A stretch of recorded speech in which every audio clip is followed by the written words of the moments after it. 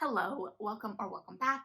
Glad to have you today. Okay, no surprise. I have been doing my Grishaverse reread. I did my Shadow and Bone reread and gave my thoughts on that, and then I did my Six of Crows duology reread. No surprise, everyone is kind of doing that right now, I'm sure, to get ready for Friday. So I reread the duology and I had a lot of thoughts, as I'm sure we all do. I'm not going to necessarily be talking about those thoughts today. I'm sure I will get into some of that when I look at the show. So this is a very tense duology, no question. And one thing that really stuck out for me was that tenseness and that knowledge, even knowing what's going to happen, that not everything is guaranteed. And one of the things that I was really drawn to as a reader, obviously, were the relationships, because the characters are so strong. It makes the relationships between the characters very interesting. And of course, romantic relationships between characters are always interesting. Now, I know that that is not the case for every reader. One of my best friends, Mandy, one of the things she loves most about this duology is that romance isn't the center necessarily. She said she could do without the romance completely. So if that is you, this may not be your video, and that's okay. Different people are attracted to different things in fiction, and that is a-okay.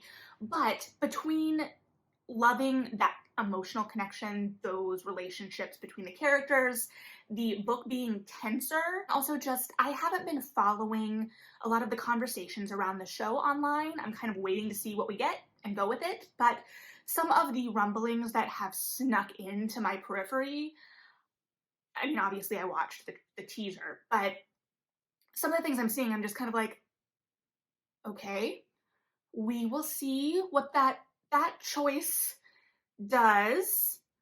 So I'm a little nervous, not gonna lie. So there's a little bit of anxiety on two sides, right? There's the tenseness of these books. I'm clearly now going into King of Scars. The odds of me finishing Rule of Wolves before Friday with a full-time job, we will see. Combined with the kind of unknown of what we're gonna get. Is this world gonna be what we hoped, expected? All of that. And there's no guaranteed happy endings, right? So I started to think about some of the romance I've read that kind of plays in similar darkness or tenseness or banter as the Six of Crows duology, gives some of those same feelings while guaranteeing a happy ending. So I guess this is kind of like a marriage of two of the big Netflix projects that I have been excited about this year, in the sense that it's Grishaverse in spirit and Bridgerton in tone. Obviously that's a little more ballroom. Just go with it. So what are some books, some romance books, that if you like Six of Crows and Crooked Kingdom, I think you may also like? And also, this is not a definitive list. There are so many romance books, and I am but one person trying to read across many, many genres. So if you have additional recommendations, please leave them below, because I am sure I would personally like to check them out based on my evident reading preferences. So the first book is The Devil of Downtown by Joanna Shupe. This is the third and last in her most recent finished series, and it takes place in New York City, in kind of the criminal underworld of New York City. So a lot of these books are going to be dealing with kind of criminal underworlds, surprise, surprise, but I do want to say that while Six of Crows and Crooked Kingdom are pretty coded to my reading as Venice, and you may have a different opinion or knowledge of that, I was just going off of reading cues and my own perception, so I didn't really do a whole lot of research in that. That being said, I haven't read a whole lot of romance set in Venice, let alone historical Venice, and also a lot of these books, I think all of them for me, are going to be historicals, because that's just kind of where my brain goes. That's kind of how the coding of the series reads, based on what I also read in romance. So this is Gilded Age New York City. So as I said, this is the third in her Uptown Girls series, which is in New York and follows three sisters who are heiresses to a pretty large fortune. As it's New York, it's not necessarily aristocracy, but that society built on the robber baron age. And so this last book juxtaposes Justine, the last sister, with the ruler of the Bowery, Jack Mulligan. And Justine is chasing down a wayward husband for this woman, because this woman has no income and has these children, and her husband just ran off. And she chases this husband to Jack Mulligan's lair, for lack of a better word. So like the version of the Crows Club, right? and they end up striking a bargain. Hearts were not supposed to be involved, but they become involved. Being the third, we obviously have seen Justine in the other books, and we've also gotten sprinklings of Jack Mulligan in the other books. So it's kind of like the culmination of all of this, but the heightened emotion, Mulligan as like the leader of this gang. We'll talk about a couple more books with that kind of dynamic, that very Kaz Brucker form, right? That morally gray character and whether he can be pulled into the light, whether he wants to be pulled into the light, right? And then what that ending is. Again, this is when we're wanting that happy ending, right? Part of the social contract of romance is that we will get that happily ever after. So if you want to flirt with that danger, but still have that safety net, right? Inej may not work with nets, but sometimes I need a net. Next book is Destiny's Captive by Beverly Jenkins. This is also the third, I think, in a series. This follows Noah, a sailor who plans to live his life on the sea, and while he sees his family in happy domestic relationships, he does not foresee that being his future. And then his ship is stolen by a revolutionary descended from pirates, and things change. So this has a really strong hero and heroine. All of these, I would argue, do, but it has a little bit more action, has that sea voyage side of things, because a lot of the Grishaverse ends up on a boat at some point, and there's also the feel of a mission of sorts at play. So definitely one to check out. And on the other side of like boat book romances, and to tie us back to Bridgerton a little bit more, we have The Other Miss Bridgerton by Julia Quinn. This is part of her Bridgerton prequel series that started a couple of years ago now, I think. I've lost all track of time, I'm sorry. But the series was a big deal when it debuted because everyone was like, oh, we get to revisit the Bridgertons and get little peeks. So this follows a Bridgerton cousin who gets kidnapped by pirates while checking out a smuggler's den. And then the pirate happens to be the son of gentry that are good family friends with her genteel Bridgerton cousins. And she doesn't know this right away, but he does. And this is great, one from the boat book perspective, but also Quinn is known for her snappy dialogue. I've talked about this in my Bridgerton reactions. I think it could even have been ramped up more in the show. And I think that Six of Crows and Crooked Kingdom have a similar, really firm grip on dialogue. That can be said with a single phrase, a single quippy phrase. So I think that if you are attracted to the banter, that would definitely be your cup of tea. And also, I as a reader am very attracted to banter, so the odds are decent that a lot of these books are going to have some kind of banter in them. The caveat being, I'm attracted to banter, but I do recognize that some books use banter to kind of cover up plot holes or to kind of like smooth over things. And I think that there is a balance to it. And so it can't just be all banter all the time, but some nice banter is never going to be a problem. This may be the one where people are like, why didn't you pick this other book? So give me a second. So, Chasing Cassandra by Lisa Kleypas. Now, before I get into why I chose this book, I know many of you are probably like, Melody, Dreaming of You is right there. I know how loved Dreaming of You is, and this is my moment where I admit I haven't yet read it. I do own it, and I have been kind of saving it for that rainy day where I know I need it, because I know it is going to be everything I want in a romance novel. So the caveat here is that I'm going to talk about why Chasing Cassandra hit some of those Six of Crow duology buttons for me, but Dreaming of You is, by all accounts that I've read, also a really solid choice to go with if you're looking for something that's a read alike. And I haven't been done wrong by Lisa Kleypas yet that I recall. So I think that you're in good hands there. So why I would go with Chasing Cassandra is that the hero of this book, Tom Severin, is basically a business magnate. He's made his money on the railroad, and he is used to having the best, and that is just what he expects. And Cassandra is the best, and so he expects to have her. He does not expect feelings to become involved at all. So it's a little bit of this having to get over this emotional constipation that we see with Kaz a little bit, and knowing that that is a protective element to a certain extent, and also that drive and that hunger of business and money to prove yourself and your worth and to make a name for yourself. So there's, some gray area that's explored in Six of Crows and Crooked Kingdom between, what is considered the criminal underbelly and how business operates. And I think that that is explored in a lot of these books as well. That is a big question too, right? Like a larger life ethics world question. So these are heroes that aren't necessarily just your dukes and earls in the ballroom, which are also great.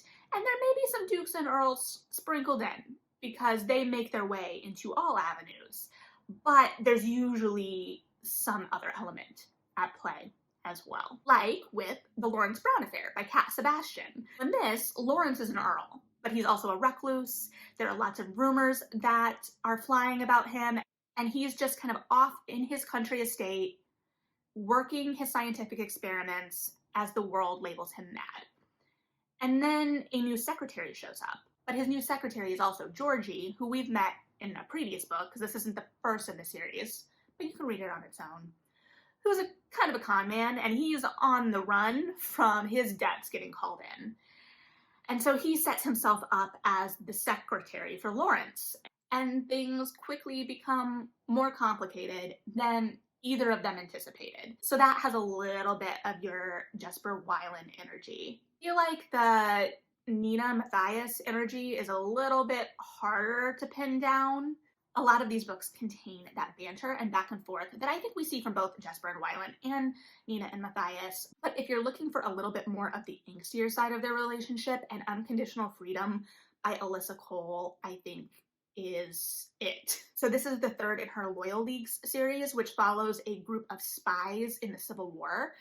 And this is the heaviest book in a series that is pretty decently heavy because it follows the Civil War. So this book follows Daniel, who was born a freeman and was sold into slavery. He is still dealing with the trauma of that, even though he is again a freeman fighting for the Union through this spy network. He gets paired up with this new spy, Janeta, who he doesn't want to work with at all. He doesn't really want to work with anyone at all. And her background is a little bit more complicated than it appears to the Loyal League.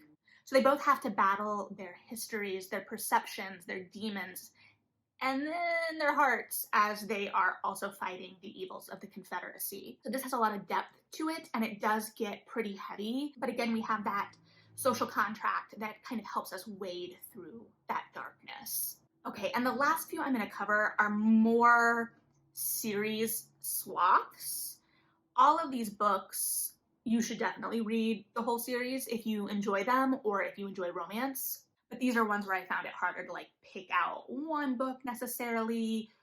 I don't know. So the first series is Elizabeth Hoyt's Maiden Lane series.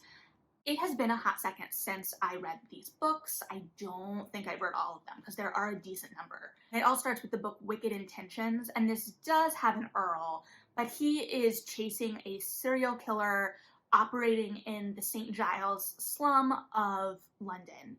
And this brings him in contact with Temperance, who runs a foundling house that is now in danger due to what is happening in the neighborhood. So this series was one of the first I read that kind of took a step back from the ballrooms and had a little bit of a darker focus and setting. So there's the setting of St. Giles, but there's also then the mission of catching this serial killer. And while it's not a heist, it's some active mission at play. So if you want some more outside driving plot in your romances, that may be a good place to go. Again, it's been a second since I touched the rest of the series. Some of the others may be more internal, just based on the fact that you have different conflicts in every book, but still a series that I really enjoyed from what I've read. And to throw it back even further, for a second, let's talk about the Arcane Society by Jane Ann Krentz / Amanda Quick. If you are really wanting to stay within the historically coded realm of the Six of Crows duology, you'll want to stick with the Amanda Quick titles. But these were a series of books that were published in the mid-2000s that kind of straddled the line between paranormal romance and romantic suspense. And she wrote these books under her 3 different pen names depending on the subject matter of the books. So Jane Ann Krentz is her contemporary name. Amanda Quick is the historicals, and then there is Jane Castle, who writes sci-fi that I actually didn't read. So the conceit of the Arcane Society novels is that the hero and or heroine generally has some kind of power. It feels like a little bit X-Men-y, although I don't know anything about superheroes. So take everything I say in that comparison with a grain of salt. But there's some kind of power there. And so if you are interested in the Grisha powers and how the supernatural can play into romance, while also having a plot that is driven by some external factor, they are usually running for something or have to get something, like there's something else going on, that is a good series. Granted, they are older, so I have not read them in a hot second, and I don't know how well all of them hold up. But that series does also hold a really sentimental place in my heart because it was one of the romance series when I was a teen, when I was first getting into romance, that I really loved. So finally, how can I talk about romance that may align with your Six of Crows reading tastes without talking about Sarah MacLean? So there are two series in particular that come to mind with this for me in her body of work, and those are her most recent series, the Bare Knuckled Bastard series, and her Rules of Scoundrels series.